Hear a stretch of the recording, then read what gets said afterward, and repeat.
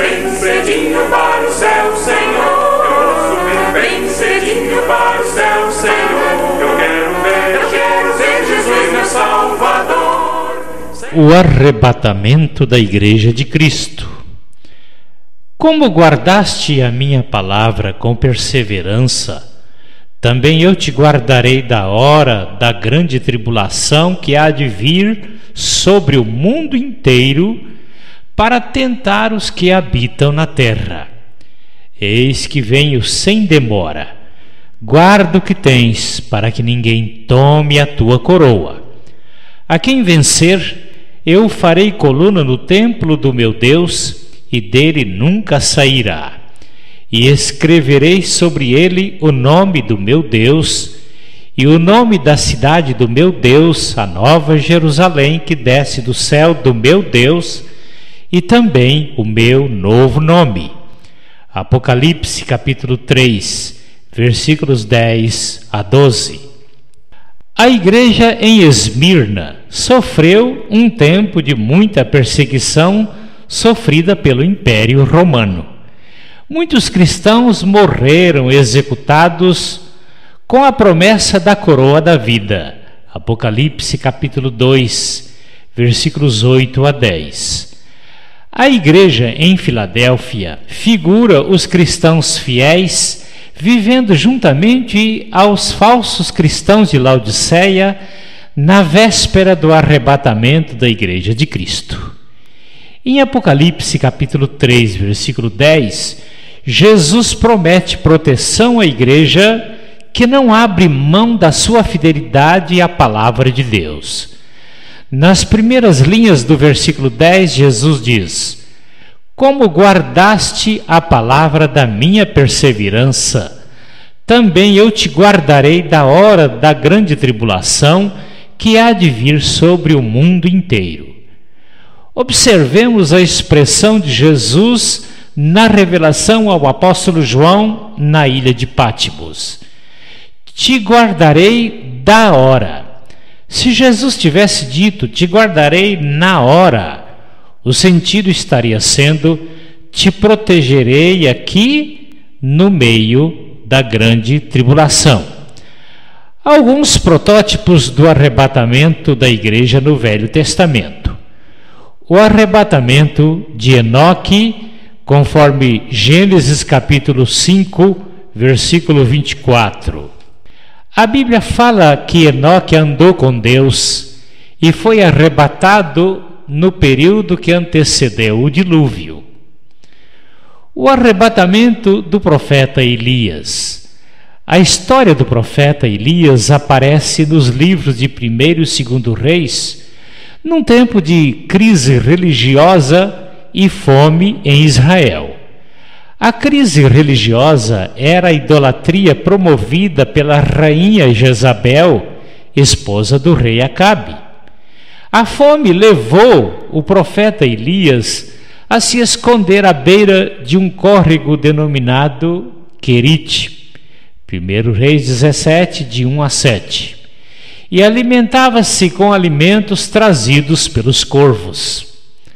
Por falta de chuva, o ribeiro se secou e Deus enviou o profeta Elias para a casa de uma viúva num lugarejo denominado Serepta. A viúva era pobre e não tinha nada para comer. Naquela crise de fome, Deus proveu os gêneros alimentícios de forma miraculosa e ninguém passou fome. 1 Reis 17, versículos 8 a 16.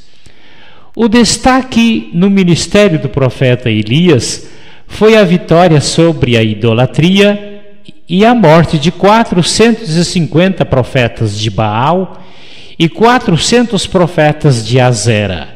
1 Reis, capítulo 18, versículos 19 e 40. Depois de outros confrontos do profeta Elias com o rei Acabe, o profeta foi arrebatado. 2 Reis, capítulo 2, versículo 11. Elias enfrentou ameaças de morte da rainha Jezabel e muitos outros transtornos, mas não abriu mão da sua fidelidade a Deus, comparada à igreja em Filadélfia, figurando a igreja hoje, vivendo o testemunho fiel da palavra de Deus em meio aos falsos profetas e falsos cristos preditos por Jesus. A igreja de Cristo passará pela grande tribulação? Essa pergunta tem sido questionada. Para uns, a igreja passará pela tribulação. Para outros, a igreja será arrebatada antes da grande tribulação. A igreja, na parábola das 10 virgens, Mateus capítulo 25, de 1 a 13. Neste texto, Jesus usa 10 virgens para ilustrar a igreja. Porém, usa 5 virgens para figurar a sua noiva dentre as igrejas que subirá com ele para as bodas.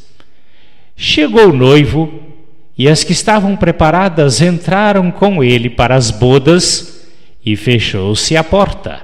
Mateus 25, versículo 10b. Nesta parábola, Jesus nos mostra uma grande igreja aparente, porém, apenas um remanescente que compõe a noiva de Cristo.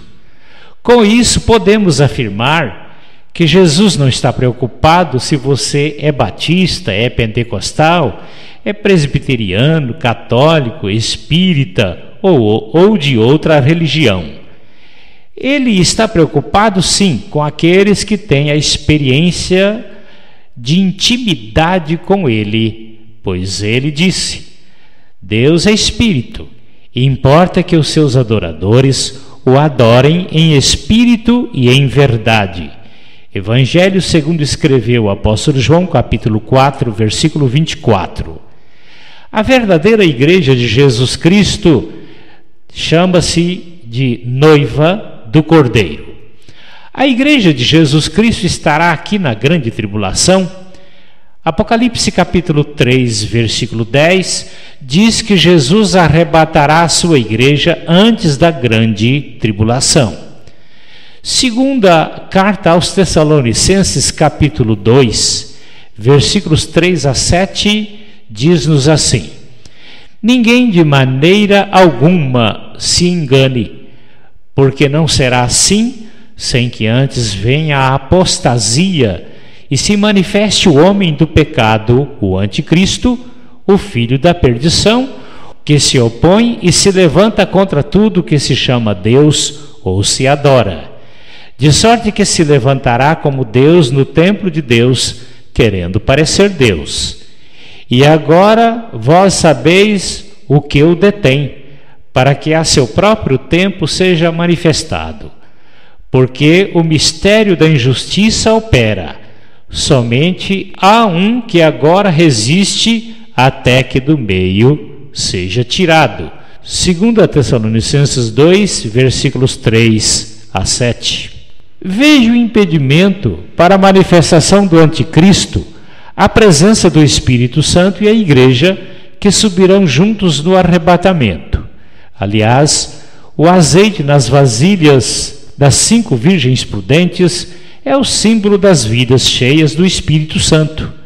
Para fazer parte do arrebatamento da igreja, é preciso estar cheio do Espírito Santo, externando assim a natureza do caráter e comportamento de Jesus Cristo. Maranata, Jesus em breve virá. E você, minha amiga, já está pronta para a jornada, para ver Jesus ou não?